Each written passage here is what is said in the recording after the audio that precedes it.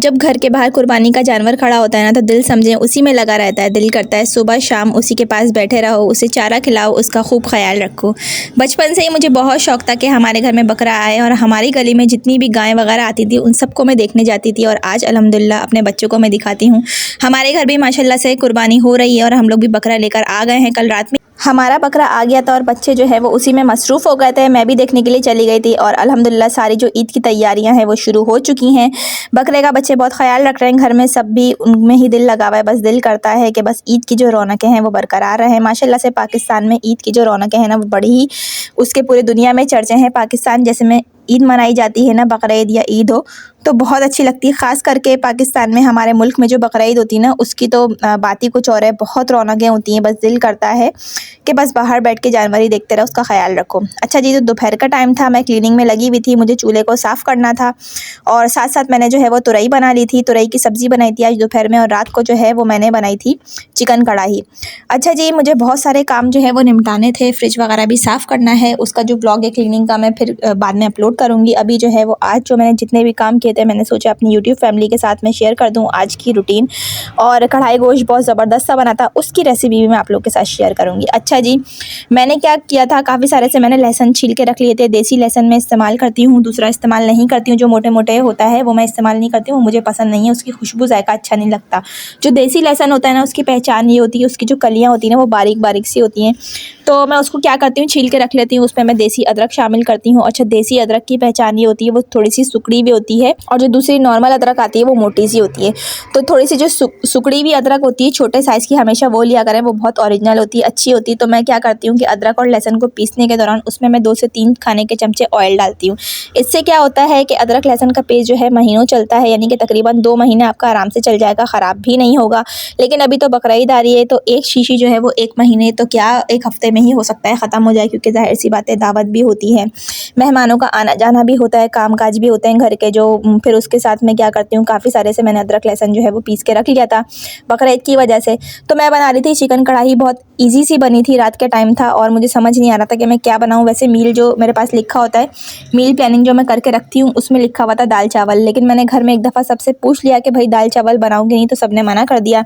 तो फिर मैंने फटाफट से ना बोनलेस चिकन का पैकेट रखा था ½ kg का मेरे पास फ्रीज़र में, मैंने वो निकाला, अदरक लहसुन डाला, उसमें उसकी अच्छी तरीके से भुनाई की, और सिंपल सी मैंने बिल्कुल बहुत ही बेहतरीन सी सिंपल सी कढ़ाई गोश्त बनाया है। आई होप कि आप लोग इसको जो है आपको अच्छी लगेगी, और ज़रूर आप ये नोट कीजिएगा। बस बहुत कम चीज़ें इसमें मैंने डाली है। सबसे पहले मैंने क्या किया था, अदरक लहसुन के पेस्ट में चिकन को अच्छी तरीके से मैंने फ्राई कर लिया।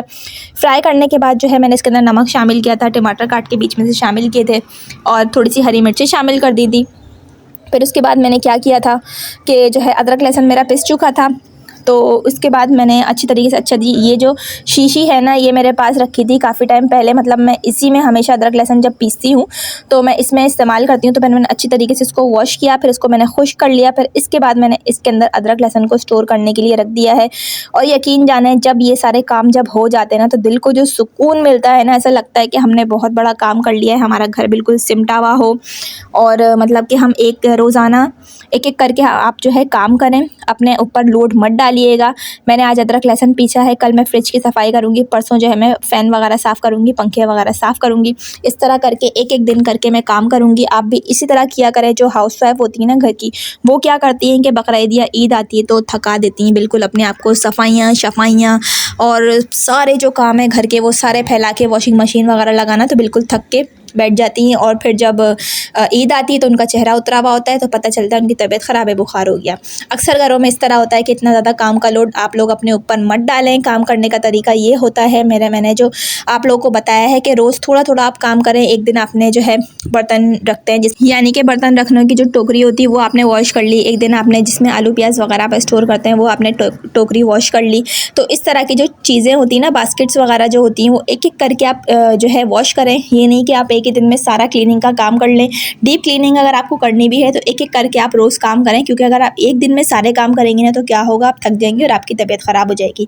और जब घर में हाउस वाइफ जो होती है वो बीमार हो जाती है ना, तो क्या होता है कि उसको और प्रॉब्लम हो जाती है, क्योंकि बीमार होने से ना घर के काम जो हैं वो रुकते नहीं हैं, और ज़्यादा बर्डन लगने लगते हैं, बोझ लगने लगते हैं। क्योंकि हम जो काम करते हैं ना, वो हमारे जैसा दूसरा कोई भी काम नहीं कर सकता, और हमारा दिल भी नहीं मानता, ना किसी के हाथ की सफाई से, ना किसी के हाथ के जो है वो धुले हुए कपड़ों से। तो इस वजह से मैं मैं जो कपड़े धोती हूँ मेरा दिल मानता है कि भाई हाँ मैंने धोए, मुझे सही लगते हैं। तो आप कोशिश करें कि रोज़ एक एक करके काम करें, निपटाएं, एक साथ अपने आप को मत थकाएं। और वैसे भी बकरीद आ रही है, अब तो और भी ज़्यादा काम बढ़ेगा गोश्त वगैरह का।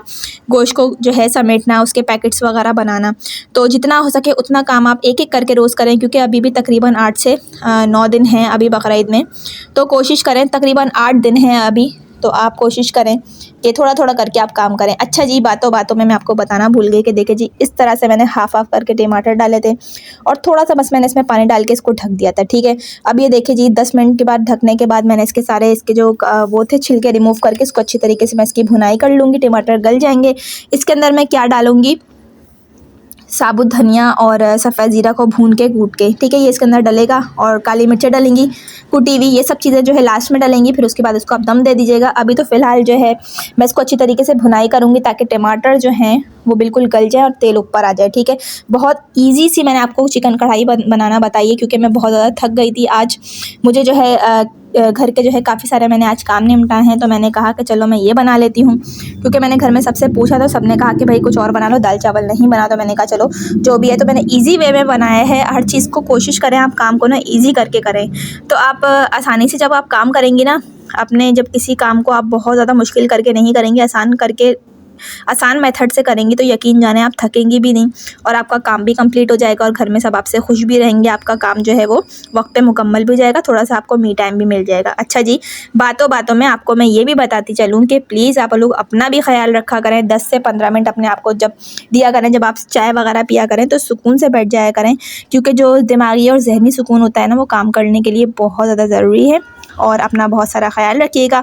और मैं भी जो है काम में लगी हुई हूँ और साथ साथ मैंने व्लॉग भी बनाया। आई होप कि आपको मेरा आज का व्लॉग अच्छा लगा होगा, पसंद आया होगा। नेक्स्ट व्लॉग में आप लोगों से मुलाकात होती है। अल्लाह हाफ़िज़।